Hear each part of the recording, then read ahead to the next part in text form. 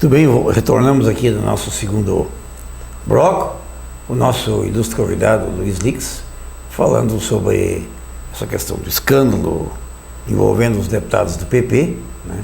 O partido preocupado e a promessa de Celso Bernardi, que é um homem muito sério, né? De que comprovado, ao final do processo, de que um ou mais deputados estiveram realmente fazendo provino, o PP irá expulsar. Né? Tu levantou uma coisa interessante. Até onde esse problema político, de corrupção e tudo mais, vai influenciar na economia? Diretamente na economia, porque estão quebrando, a corrupção está quebrando uma das maiores companhias, nossa, minha, sua, de todo mundo, que isso é dinheiro nosso. Quando falta dinheiro, eles vêm buscar. Não tenho a menor dúvida. A coisa melhor do mundo é esse governo. Falta Sim. o dinheiro aumenta imposto, vai ver se as empresas podem aumentar preço. Mas até onde tu vê assim, essa ligação dessa crise econômica com uma crise institucional estabelecida nesse país? A ligação, Marquinhos, ela é direta. Tá? É direta, não é reflexo. Não é assim, acontece a corrupção aqui, a crise moral, e daqui vai ter um efeito, sei lá, de tributação e depois vai quebrar. Não, é imediato. Porque a economia ela é uma ciência social, ela é o comportamento da sociedade. A economia simplesmente estuda como é que funciona o fato de que o Toto, lá, o Luiz Antônio, vai lá conversar com o Marcos para passar uma causa, sei lá, trabalhista, e quanto o Marcos vai cobrar, né? E o Luiz Antônio está lá levando essa demanda por parte de um outro cliente dele. Então, na hora, esse Marcos cobra a propina, ou o Luiz Antônio já pega uma propina aqui nessa negociação, muda preço. Muda o preço. A primeira coisa, primeiro reflexo da corrupção imediato é a inflação, porque são como é que eu vou dizer, um sobrepreço. Tudo tem um sobrepreço. Né, Marcos? Por exemplo, eu poderia, sei lá, te passar um cliente, Marcos, quanto é que tu cobra? É 1.000. Devo lá. Então é o seguinte, Marcos, tu cobra 1.500, me dá 500. Tá bom. Então daí já vem o preço, já sobe de 1.000 para 1.500, subiu 50%. Né? Isso em casos isolados. Quando há uma crise de moralidade geral, que é o caso do Brasil, porque o brasileiro ele é assim, não adianta dizer que não é. O brasileiro que é 100% honesto, ele é exceção, né, na sociedade. Tu sabe, tu já participou também de campanha política, tu sabe que não é porque o camarada é pobre que ele não vai pedir, ele vota, muitos votam basicamente em troca de alguma coisa, né, te pedem alguma coisa. Então o brasileiro, eu tenho para mim que é corrupto, por natureza, né? Até porque começa a ver que o presidente da república é corrupto, os deputados são corruptos, o senador é corrupto, né? Então isso vira a sociedade. A sociedade vira isso. E como a economia é a ciência social, de como é que a sociedade age, então essa corrupção gera inflação, gera desvio de dinheiro, gera a não utilização correta do dinheiro, né? Aquilo que é arrecadado para a saúde, por exemplo, o INSS que todo mundo recolhe lá sobre o salário recebido, o INSS que o patrão recolhe na hora que paga o funcionário, a contribuição social sobre o lucro vai direto para a saúde, né? Não é para a Receita Federal, embora seja recolhido numa DARF, ou seja, nem cai lá no INSS, vai direto para a Receita Federal, deveria ser para a saúde, a Constituição só autoriza para a saúde.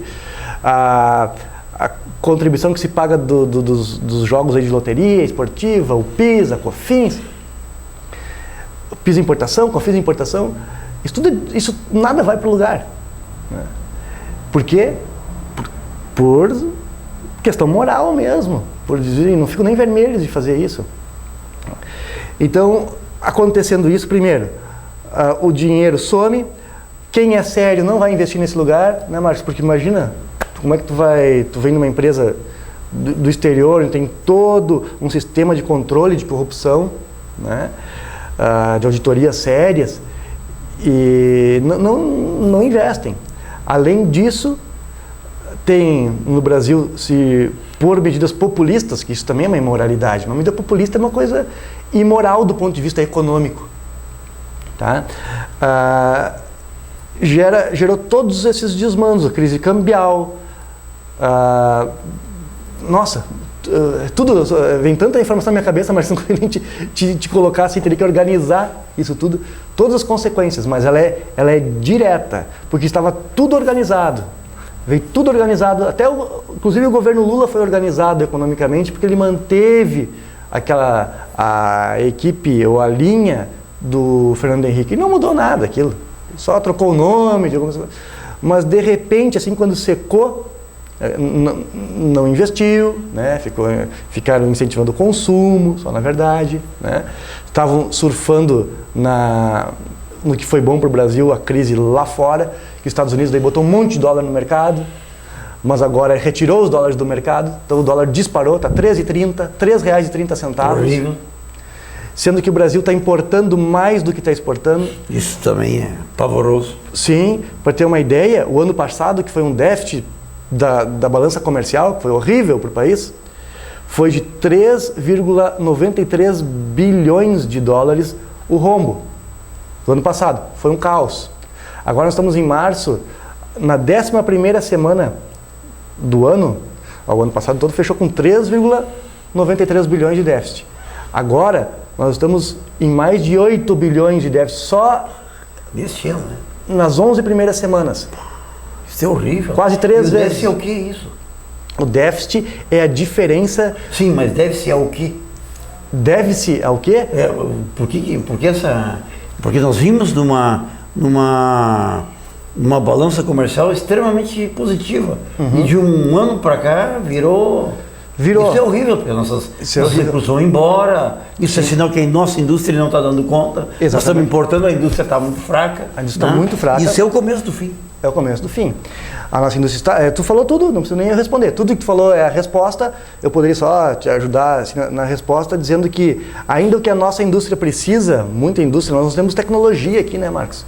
Então tem que importar produto químico, tem que importar componentes eletrônicos para poder fazer alguma coisa aqui. Então não está conseguindo.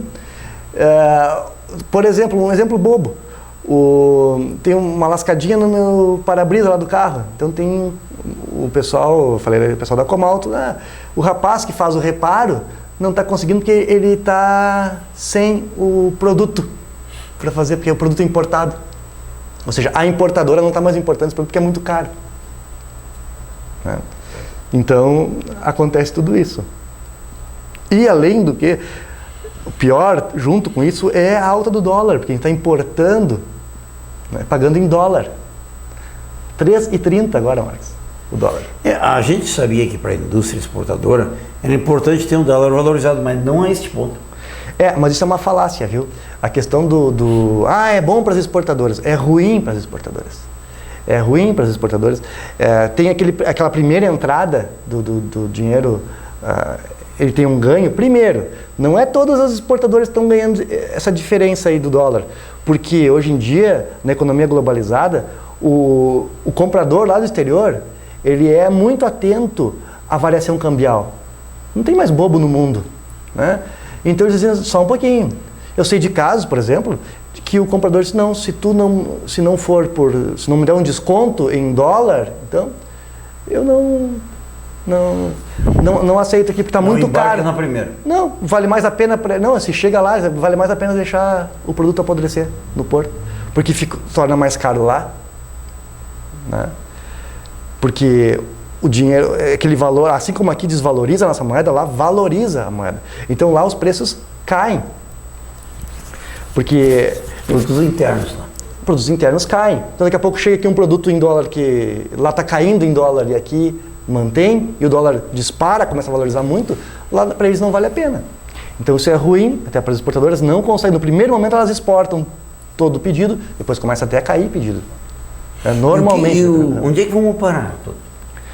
Olha, Marcos. Porque todas essas medidas agora, parece que o governo está meio perdido e parece que o que está aquilo lá para Brasília parece uma ilha. Parece que nada está acontecendo no Brasil, que está tudo bem, vamos fazer um decretinho, alegar as turmas aí e tal. Não, mas eles estão bem apavorados, Marcos. Isso é só conversa de político. Bom, foi hoje ou ontem que a Dilma foi discursar lá em Goiânia, fizeram um muro para separar ela da população. Né? Primeiro fizeram um muro, 2,10 metros, para ela poder ir lá. Eles estão com medo, né? Estão vendo. Nós estamos pagando o pato, aquilo que eu escrevia na página 3 do Progresso, lá desde 2012 até 2014, e apontando item por item. Aliás, vai ser muito fácil, ainda vou voltar a escrever a coluna, e vai ser, eu estou pensando em fazer assim, resgate do que eu falava lá, o que aconteceu. Porque não é visionário, não é nada disso. Todo mundo sabe, todos os economistas sabem disso, o que estava acontecendo. Mas, por medida populista, o governo fazia o contrário. Então, lá naquelas coluninhas estava dito, olha, estou fazendo assim. O reflexo disso é esse. Agora, lá pelas tantas, eu enveredei lá nas colunas para dizer que a inflação é a pior desgraça que tem para a economia, Marcos. É a desvalorização do dinheiro de todo mundo. E isso não é... Para a classe mais pobre, pior. Pior ainda. Termina com o salário. Fica sem dinheiro. Por quê? O dinheiro não vale mais nada, então imagina pouco dinheiro. Né? Pouco dinheiro é muito nada. Então, não se sabe como fazer para recuperar. Aliás, até vou te dizer algumas medidas que a ciência econômica reconhece como possíveis de fazer reverter a inflação. Tá? Mas que ninguém quer. Primeira medida, tirar o dinheiro de circulação para fazer com que o dinheiro valha mais. Né? E daí mais um confisco que quer, cara. Pois é, então por isso que o pessoal está com medo. Como é que foi lá no passado? O que o Collor fez? Confiscou a poupança para tirar o dinheiro do mercado. Não resolveu. Não resolveu e sofreu o impeachment. Né? Então como é que o governo está fazendo para retirar o dinheiro do mercado? Ele está prometendo para as pessoas que deixarem o dinheiro investido no banco uma taxa maior de juros, que isso que é a Selic. No fim e ao cabo, lá no final da história, aumentando a taxa Selic, aumenta a remuneração de quem tinha dinheiro no banco. Né? O que ele fazia antes, quando baixava a Selic e todo mundo aplaudia? Ele estava diminuindo a remuneração de quem tinha dinheiro no banco. Daí ninguém deixava mais o dinheiro lá, tirava o dinheiro do banco e comprava, fazia compras em 60 vezes, não sei o que lá. Né? E agora chegou a hora de pagar essa conta. Outra situação que se faz tirar dinheiro do mercado é aumentando o desemprego. Quanto mais pessoas desempregadas, menos dinheiro circulando tem na economia. Isso é o que a teoria econômica comprova que é assim. Claro que só que nenhum governo quer começar a demitir as pessoas. Outra situação, o governo parar, diminuir cargos de confiança, tirar dinheiro. Gastos públicos. Isso, mas deixar as pessoas sem dinheiro na ciência é a única maneira. Por isso que ninguém quer a inflação, porque depois que a inflação se instala, depois da inflação, Marcos, vem o caos. Não tem outra situação. E depois da tempestade vem a bonança. Daí todo mundo xingou o FHC, por causa das privatizações, que não sei o que lá, da tempestade foi a menor ainda. E depois tudo se regularizou. Mas ficaram sempre amaldiçoando o cara. Foi o maior presidente que eu, em vida, vi atuar, foi ele. É porque solucionou a inflação. Perfeitamente. Nós vamos para um breve intervalo, voltamos para o terceiro round aqui, nosso terceiro bloco.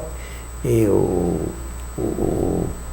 Luiz vai dar no seu entendimento o que pode acontecer, o que deve acontecer agora, o que deve ser feito, o que vai acontecer. E depois falar um pouquinho de política, já que o nome dele andou circulando como candidato, e ano que vem vamos ter eleição municipal. Tudo bem? Voltamos em seguida aí com o nosso apoio do Anderson.